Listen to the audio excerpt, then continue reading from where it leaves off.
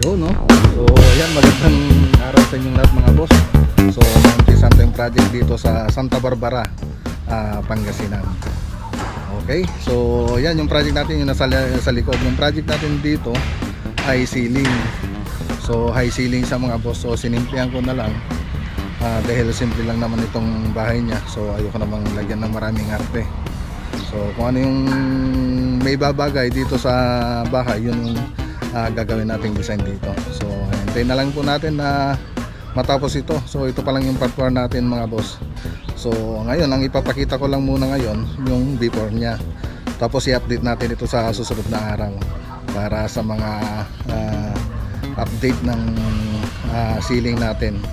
So ayan, sa mga hindi pa nakakilala sa akin, mga boss, ako pala si Mac Lagunilla Vlog. So ayan, so mga hindi pa nakapag-subscribe dyan, subscribe na po kayo dito sa munti nating channel. So paki-like na rin itong video natin mga boss.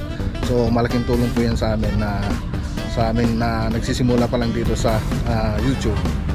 Okay, so tara, let's go mga boss. Okay, so andito tayo sa harap ng bahay nila sir. So shout out kay sir. So ayan, punta muna tayo dun sa loob mga boss. So ngayon nakapag-deliver na tayo ng materials ng nakaraang linggo. So last week nag-deliver tayo. So yun nga, nagtaasan na yung mga materials natin ngayon. Pati yung lalong-lalo na dito sa bakal. So ang laki ng itinaas natin, tinaas ng materials natin ngayon mga boss. So pag nagtaas kasi yung gasolina, so lahat damay na, pati mga materials natin, lahat ng bilihin natin tumataas na rin mga boss. Okay, so ayan, para ano lang, ano ko lang kayo na mahirap magpabahay ngayon dahil sa taas ng materials. So ayan, so punta natin sa loob mga boss dito. Simple lang yung gagawin ko rito mga boss.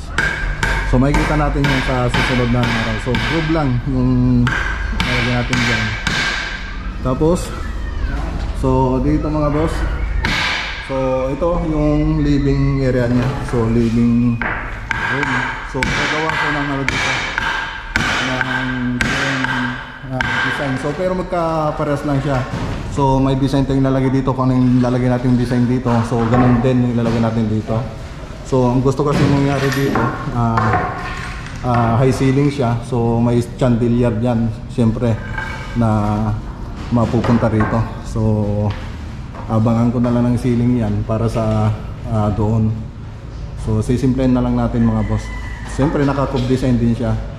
So meron din akong palang ginawang 3D model dito mga boss, kung gusto nyo makita. So nandyan sa screen yung 3D model natin. So yan yung mangyayari dito sa ceiling natin mga boss pagkatapos. So sana ganyan yung kakalabasan niya. So medyo pangit lang kasi yung pagka 3D model natin. So medyo luma na kasi yung ginagamit kong laptop. So kailangan na siguro palitan para gumanda-ganda yung 3D model. So at least kahit ganyan yung 3D model natin, mas maganda pa rin yung actual kaysa dun sa 3D model natin. Pangit man yung 3D model, ang importante yung kakalabasan ng project natin maganda. Okay, so dito sa may dining, tapos kitchen. So may nakabang ng minibar dito, so nook bar.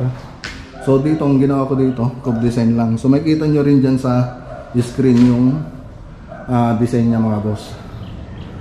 Okay, so yan yung mangyayari dito mga boss. So cube design dito, tapos dito flat ceiling lang. So kaya flat ceiling lang kasi gusto kong mapansin nila dito pag natapos ito, yung kitchen na, yun na kasi yung pinaka-focus natin dyan pag natapos. Dapat yun ang magandang makikita dyan sa kitchen, hindi yung ceiling. So siyempre dito lalagyan ko rin ng detalye ito. So lalagyan ko rin ng drop light dito, yung pendant lamp dito sa tapat ng nook bar. Okay, so malaki-laki itong bahay nila sir. So balak niya pa sana magpalagay ng TV wall design, tapos partition. So dito lalagyan daw niya ng partition dito So ngayon, binabalak na maglagay ng partition daw doon mga boss sa may living room o kaya doon. Kasi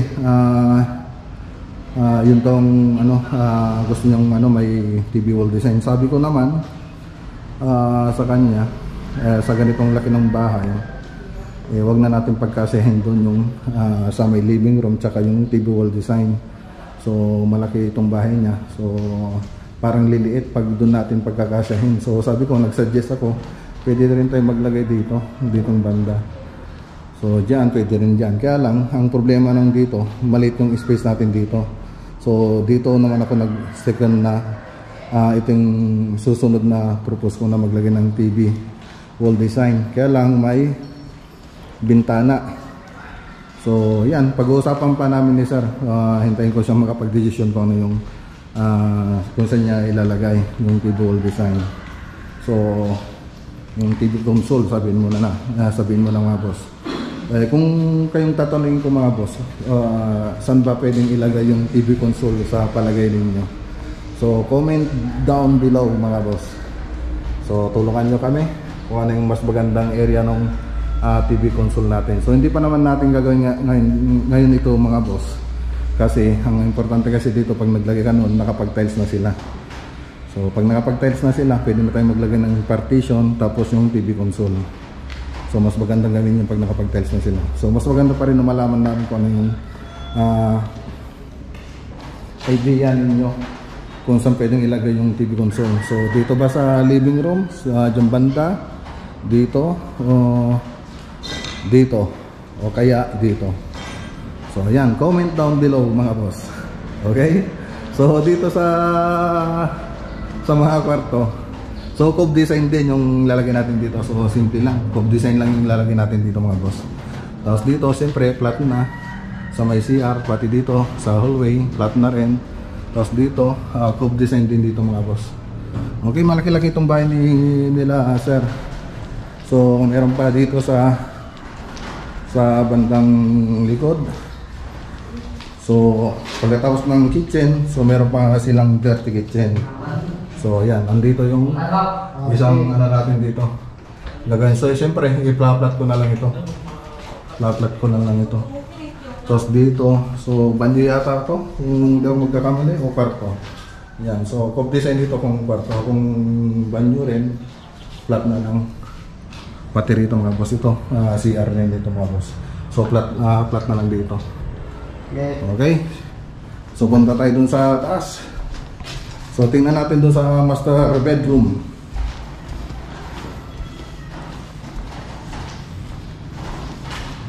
So dito sa second floor, isa lang naman yung dito, kwarto. Yung master bedroom, yung kwarto mismo ng may-ari ng bahay. So dito, medyo mababa na yung ceiling dito. So lalagyan na rin natin ito ng cove design. So titignan na lang natin kung ano yung pwede natin ilagay dito. So gusto kasi ni sir na medyo ayos na yung kwarto niya, may ibang design. Tapos dito may walk-in closet tayo rito, siyempre flat na yan. Tapos doon sa may CR, so shadow line daw dito mga boss. Okay, shadow line yung ilalagay natin dyan. Okay, so yan yung kabuuan ng loob ng bahay mga boss. Okay. So ngayon wala pa tayong may ipapakita. So yung before niya muna ipapakita natin. So yung susunod na video nito, idadagdag ko na lang sa susunod na araw. So idudugtong ko na lang dito. Okay. So ayan. So kasama rin pala natin si Badinoli rito. Nandito siya ngayon. So i-check niya yung mga gamit. Ayun si Badinoli pala. Ayan mga boss, may Badinoli. Good morning boss. Ayan. So busy busy sa pagchat-chat. So ayan. Siyempre tumawag din tayo ng reinforcement galing sa Rosales, Pangasinan. Yung kasama natin sa trabaho ng mga boss, yung mga dating kasama natin bago pa tayo pumasok sa pangontrata, siyempre extra na rin tayo noon sa pinagtatrabaho natin. So sila yung mga kasama namin sa trabaho noon, yung kinuha ko ngayon. So andito sila sa likod. So ayan, si 14 nga pala boss, 14 mga kasama ko sa trabaho ng mga boss. Ayan, so tinulungan nila ako dito. So ayan yung isa, umiihi. Hindi nagli-level. Nasaan na si Panday? Ayan si Panday oh. Ayan yung kasama natin sa trabaho noon mga boss. So kinuha ko sila rito para tulungan niya ako dito sa project. So ayan, Toga Rosales siya mga boss. So ano, sino yung shoutout mo? Idol. Shoutout kay Michael Tolentino. Michael Tolentino, nasaan ba siya? Ayun, andito na pala. Hindi mo papakamusta yung misis mo?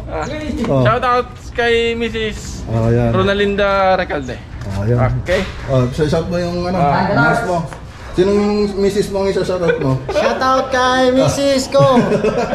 Mrs. I love you. Sino yun? Sino? Mrs. Rosalie.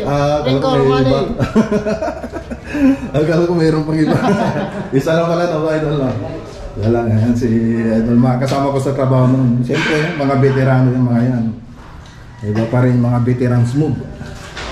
Okay, yung ibang mga kasama natin sa trabaho, sa Nasinto sila. So, lilipat sila sa kamiling baka itong week.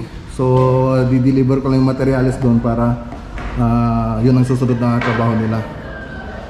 So, doon pupunta. Tapos yung mga ibang kasama natin, yung mga taga-Antipolo, nasa Aliaga, Nevesia sila.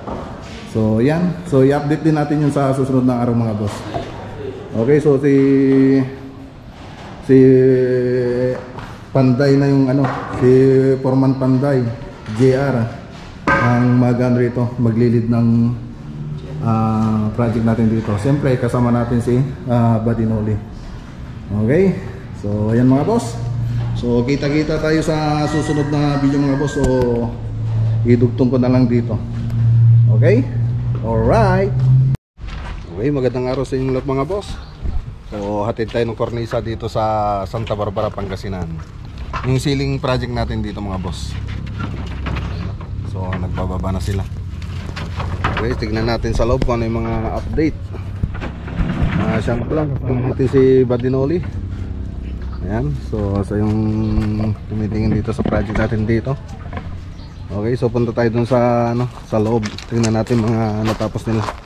I-update lang natin. So padaanan lang natin ng camera mga boss para makita natin yung update kung ano mga natapos nila.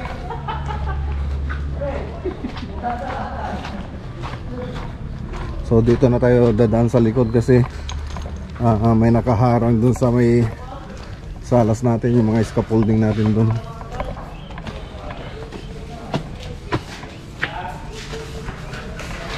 Okay, so dito nakapag isamina sila pati rito. Okay, so nasa kusina tayo banda.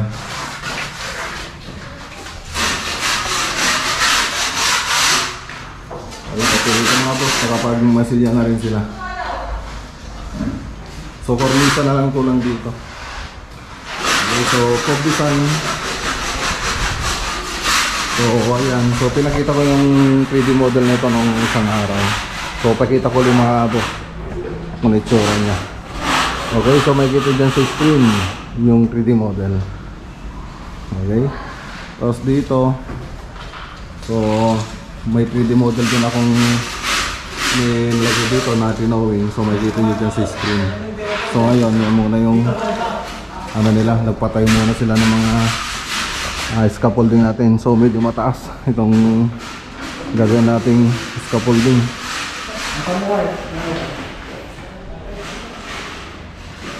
Okay, so dito sa dalawang kwarto, tingnan natin. So yung masilya na lang sa taas yung hindi pa nagawa.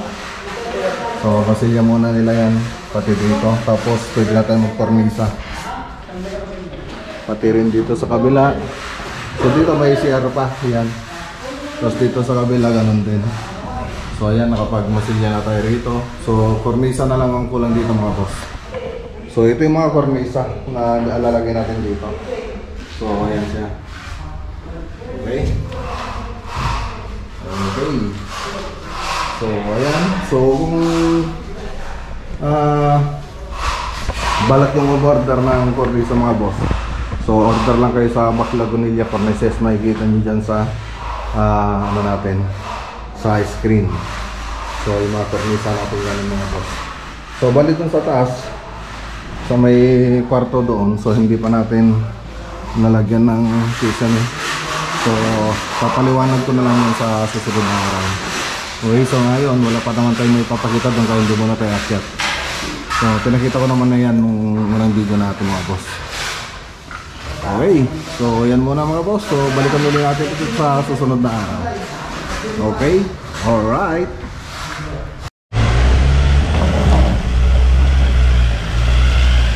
Okay, mga boss, pasyal ulit tayo rito sa Santa Barbara, Pangasinan. So magbababa na rin ng mga ilaw. So nag-order sa akin si Sir ng mga ilaw mga boss. So andun Idol! Idol, patulong na bagkat. Patulong ti bagkat.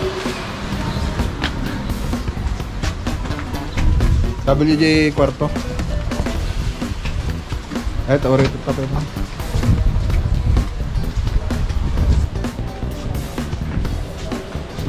Mga boss, so magbabalang muna sila ng mga ilaw mga boss. So ayan, so punta muna natin dito sa loob. So dito sa labas okay na. So nakapag-ano na tayo, nakapag-frame na tayo. So ang kulang na lang dito, siyempre yung cornisa, tapos yung mga masilya. So dito sa kabila, so dito sa kabila, so ginagawa pa lang nila. So punta muna tayo dito mga boss. So dito sa may kusina, so nakapagpintura na sila. So hindi kami yung nagpintura dito mga boss. So yung mga tao ni Sir yung pinagpintura na rito. So ayan, nakapagpintura na sila. So nilagay nilang pintura dito. So yung gray, so dark gray, tapos light gray. So shades of gray siguro ito mga boss. Tapos dark gray din doon. Tapos flat latex dito sa taas. So ayan. Okay, so dito iba rin yung pintura nila rito. So ayan, so gloss siya, gloss yung kulay niya. So cream siya tapos gloss. So ang di pa na namin natapos dito yung masilya. So masilya tapos yung cornisa dito tapos yung masilya. Okay. So dito sa kabilang CR, so ayun, CR kasi ito mga boss, so flat din yan.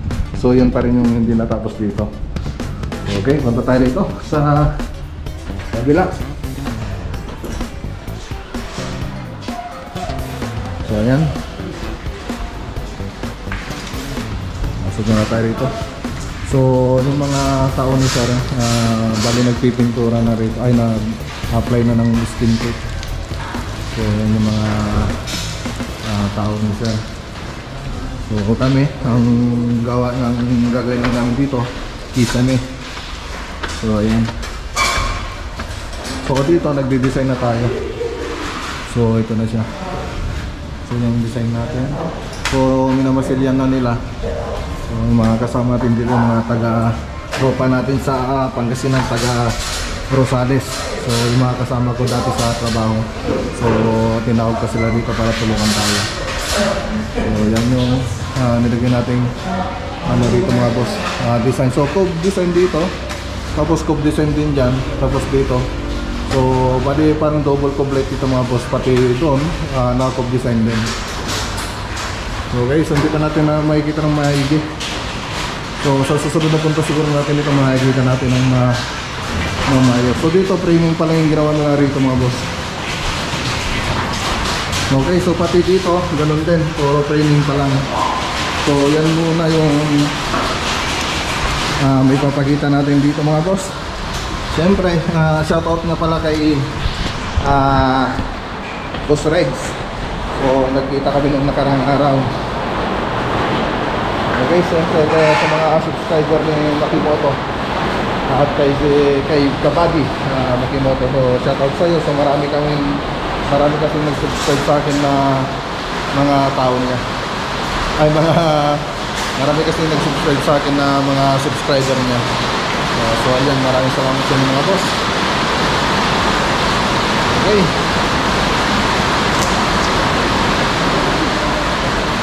So nilalagay na natin dito yung mga ilaw. So andyan na. Ikaw na bahala boss, no? Doon sa mga ilaw. Ilagay na lang natin. I-check pa ba natin? Check pa natin? Isa-isayin natin yung mga ilaw. Hindi ako manilis sila. Sige, sir. Bye. Sige. Okay, check natin mamaya.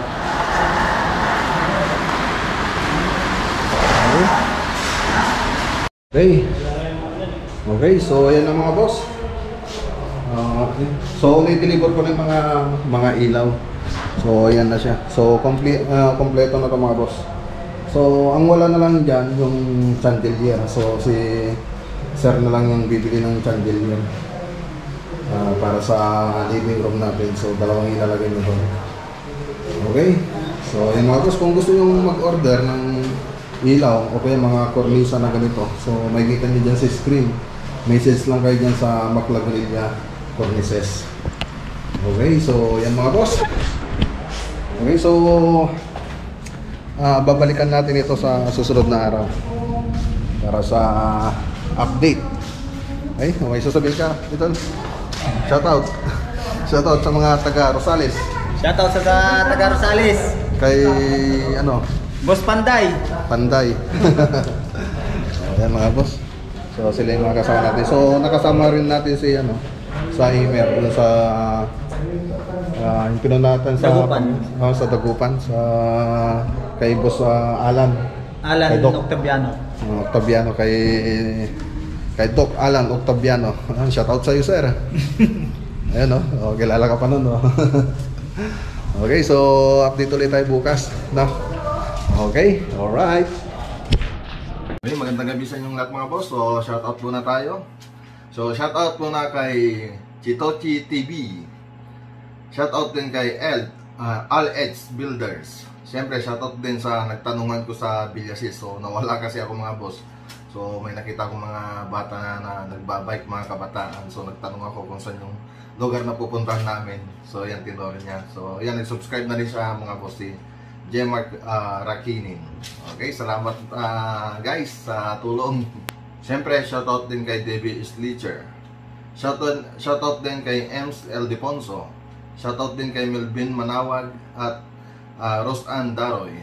Siyempre shoutout din kay Melvin Yap. Shoutout din kay Guillermo Lucero. Shoutout din kay Richard Santos at kay Estera Family. Shoutout din kay Emilia Bautista. So yan yung mga nagpa-shoutout mga boss. So maraming salamat nga pala kay Boss Rex sa mga subscriber niya na nag-subscribe sa channel natin.